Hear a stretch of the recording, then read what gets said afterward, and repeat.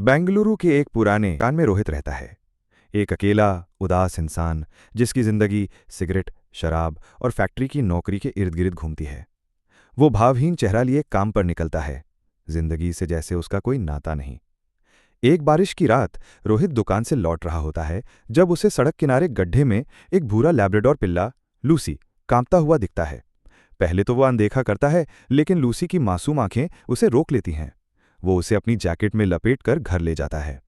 अगली सुबह लूसी घर में उधम मचाता है, रोहित की चप्पल चबाता है। रोहित गुस्सा होता है, उसे भगाने की सोचता है, लेकिन लूसी उसकी उंगलियां चाटता है, पूंछ हिलाता है।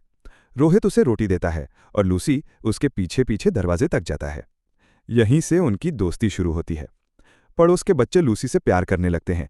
रोहित पहली बार पड़ोसियों से बात करता है, मुस्कुराता है, लूसी को सैर पर ले जाता है, उसकी हरकतों पर हंसता है। एक दिन रोहित को लूसी के गले में पुराना कॉलर मिलता है जिस पर एक पता लिखा है। वो चार्ली के पुराने मालिकों तक पहुंचता है, जो बताते हैं कि उन्होंने चार्ली को छोड़ दिया था।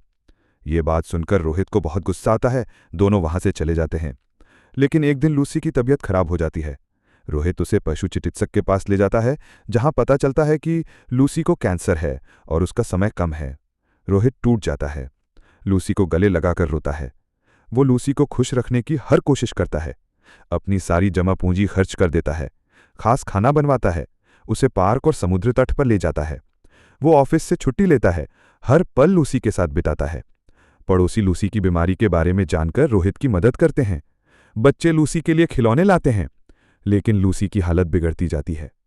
एक रात रोहित उसे बाहों में लेता है, उसकी आंखों में देखता है, शांत हो जाता है। अगली सुबह लूसी की मृत्यु हो जाती है। रोहित टूट जाता है, लेकिन लूसी की यादें उसे संजो कर रखता है। वो पड़ोसियों से जुड़ता है और लूसी की याद में एक एनजीओ शुरू करता है, लूसीज लव। एक नए पिल्ले को गोद लेता है जो लूसी जैसा दिखता है। रोहित आसमान की ओर देखता है, एक तारा चमकता है और कहानी खत्म होती है ये संदेश देते हुए कि सच्चा प्यार कभी मरता नहीं।